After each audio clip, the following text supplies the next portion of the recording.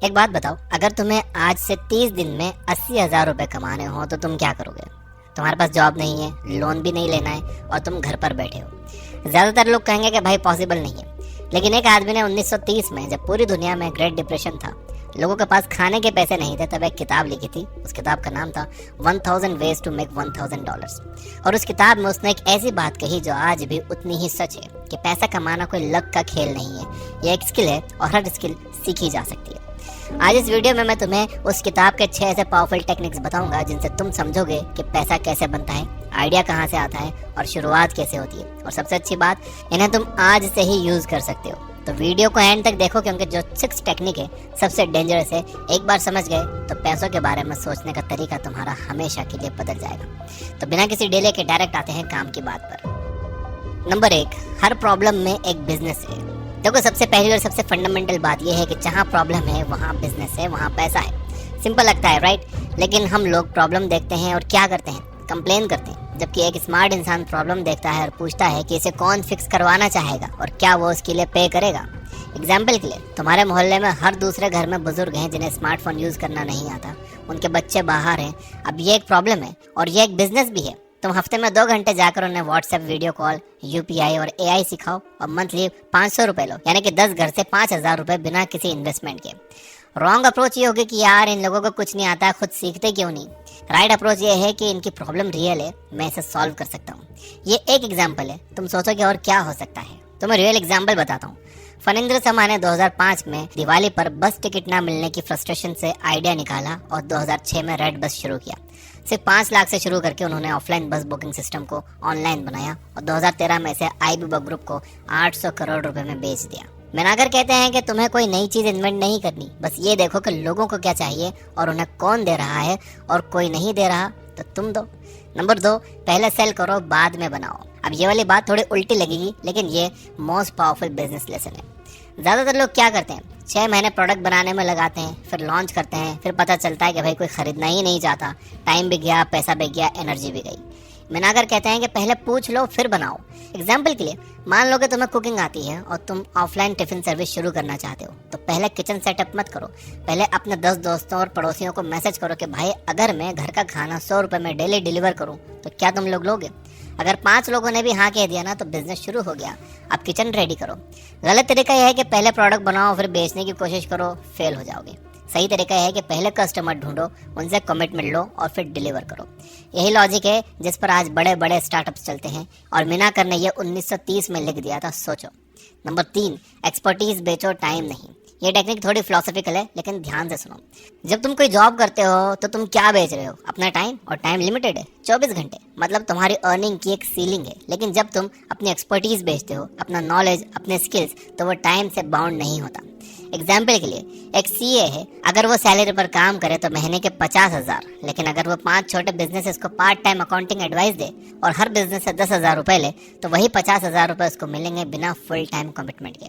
अब तुम सोच रहे हो कि भाई मेरी तो कोई एक्सपर्टीज नहीं है, तो भाई रुको जरा, सब्र करो।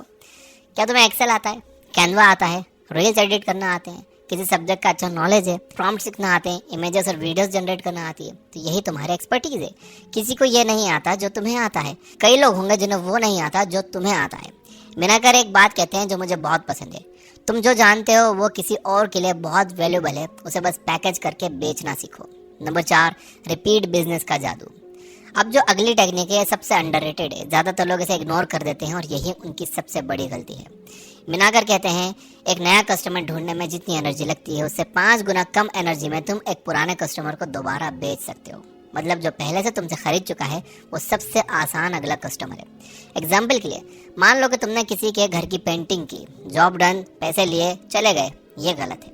स्मार्ट इंसान क्या करता है, 6 महीने बाद फिर से कॉल करता है कि भाई मानसून के बाद वॉल्स पर डैम्प आ जाता है, एक बार चेक कराओगे क्या? यह है रिपीट बिजनेस। एक बार्बर का एग्जांपल लो, अगर उसके 50 रेगुलर कस्टमर्स हैं जो हर महीने आते हैं, उसे रोज नए कस्टमर्स नहीं ढूंढने पड़ते, उसकी इनकम स्टेबल है। हर महीने नए कस्टमर्स ढूंढना और पुरानों को भूल जाना, ये गलत अप्रोच है। सही अप्रोच यह है कि पुराने कस्टमर्स को इतनी अच्छी सर्विस दो कि वो खुद वापस आएं और दूसरों को भी भेजें। यह प्रिंसिपल है रिटेंशन ओवर एक्विजिशन, और ये आज भी हर बड़े बिजनेस की बैकबोन है। नंबर 5, छोटी शुरुआत करो, बड़ा सोचो। लोगों की सबसे बड़ी प्रॉब्लम यह है कि वो या तो बहुत बड़ा सोचते हैं और शुरू ही नहीं करते, या फिर इतना छोटा सोचते हैं कि कभी ग्रो ही नहीं होते। मिनाकर का फॉर्मूला है, शुरू छोटे से करो लेकिन प्लान बड़े का रखो। एग्जाम्पल के लिए, एक लड़की है जिसे बेकिंग आती है। उसने शुरू किया घर से, सिर्फ फ्रेंड्स के ऑर्डर से, फिर इंस्टाग्राम पर पेज बनाया, फिर एक छोटी सी बेकरी, फिर बल्क कॉर्पोरेट ऑर्डर्स। आज वो 2 लाख रुपए महीना कमाती है, लेकिन शुरुआत हुई थी एक चॉकलेट केक से। मिनाकर एक बहुत काम की बात कहते हैं कि बड़े बिजनेसेस की शुरुआत छोटे आइडियाज से होती है, लेकिन उन आइडियाज के पीछे एक बड़ी सोच होती है। अगर तुम शुरू से ही पूरा सेटअप, ऑफिस, स्टाफ, इन्वेस्टमेंट ये सब सोचने लगोगे तो शुरू ही नहीं करोगे। पहला स्टेप लो, बाकी रास्ता खुद दिखता है। क्या आप जानते हो मैकडॉनल्ड्स की शुरुआत कैसे हुई थी? एक छोटी सी रोड साइड बर्गर स्टॉल से, और आज 100 से ज्यादा देशों में है। तो अगली बार जब कोई तुम्हारा मजाक उड़ाए कि अरे यार ये क्या छोटा मोटा काम कर रहा है, तो बस मुस्कुराओ, क्योंकि तुम्हें पता है कि तुम्हें कहाँ जाना है। नंबर 6, वैल्यू क्रिएट करो, प्राइज मांगने की जरूरत नहीं पड़ेगी। ये आखिरी टेक्निक है और ये सबसे पावरफुल है, इसे ध्यान से सुनना। पैसे के पीछे भागने वाले लोग अक्सर पैसे से दूर रहते हैं, और जो लोग वैल्यू क्रिएट करने पर फोकस करते हैं, पैसा उनके पीछे आता है। ये फिलॉसफी लगती है, लेकिन इसका प्रैक्टिकल मीनिंग बहुत डीप है। मिनाकर कहते हैं, लोग पैसा उसे देते हैं जो उनकी जिंदगी आसान, बेहतर या ज्यादा कंफर्टेबल बनाता है। मतलब तुम्हारा काम ये नहीं है कि तुम लोगों से पैसे कैसे लो, तुम्हारा काम है कि उनकी लाइफ में इतनी वैल्यू ऐड करो कि वो खुद तुम्हें पैसा देना चाहे। एग्जाम्पल के लिए, एक फ्रीलांसर वीडियो एडिटर, उसके 2 टाइप्स हैं। पहला, वो बस वही करता है जो क्लाइंट बोलता है, एडिट करो, डिलीवर करो, डन। दूसरा, जो एडिट करने के साथ साथ ये भी बताता है कि भाई इस वीडियो की थंबनेल ये होनी चाहिए, और ये रील 15 सेकंड के बजाय 30 सेकंड में ज्यादा परफॉर्म करेगी। अब बताओ कौन ज्यादा अर्न करेगा? दूसरा, क्योंकि वो सिर्फ सर्विस नहीं दे रहा, वो वैल्यू दे रहा है। एक और एग्जाम्पल लेते हैं। 2 दुकानदार 2 तरह के। पहला सामान बेचता है, कस्टमर चला जाता है। दूसरा, कस्टमर आया, उसने कुछ खरीदा, दुकानदार ने उसको बताया कि भाई ये प्रोडक्ट इस तरह से यूज करना ज्यादा काम आएगा। कस्टमर नेक्स्ट टाइम कहाँ जाएगा? उसी दुकान पर। यह है वैल्यू। और ये बात सिर्फ बिजनेस पर अप्लाई नहीं होती, जॉब पर भी होती है। जो एम्प्लॉय सिर्फ अपना काम करता है वो एवरेज रहता है, और जो एम्प्लॉय अपने से ज्यादा काम करता है, सॉल्यूशंस लाता है, आइडियाज देता है, टीम की हेल्प करता है, वो प्रमोटेड होता है। मिनाकर का कोर मैसेज यही था कि दुनिया में $1000 कमाने के 1000 तरीके हैं, लेकिन इन सब तरीकों का एक कॉमन फाउंडेशन है। किसी की प्रॉब्लम को सॉल्व करो, उन्हें जेन्युइन वैल्यू दो और कंसिस्टेंटली करते रहो। यहाँ तक देख रहे हो तो भाई वीडियो को लाइक जरूर कर देना। आपके लाइक करने में कुछ नहीं जा रहा, लेकिन आपके लाइक करने से ये वीडियो ज्यादा लोगों के पास पहुंचेगी। तो चलो मैं इसे समराइज कर देता हूँ। नंबर 1 था, प्रॉब्लम में बिजनेस देखो, जहाँ दर्द है वहाँ पैसा है। नंबर 2, पहले बेचो बाद में बनाओ, आइडिया वैलिडेट करो शुरू से। नंबर 3, टाइम नहीं एक्सपर्टीज बेचो, तुम्हारा नॉलेज किसी की जरूरत है। नंबर 4, रिपीट बिजनेस लाओ, पुराने कस्टमर सबसे ज्यादा वैल्यूएबल है। नंबर 5, छोटे से शुरू करो लेकिन बड़े का प्लान रखो।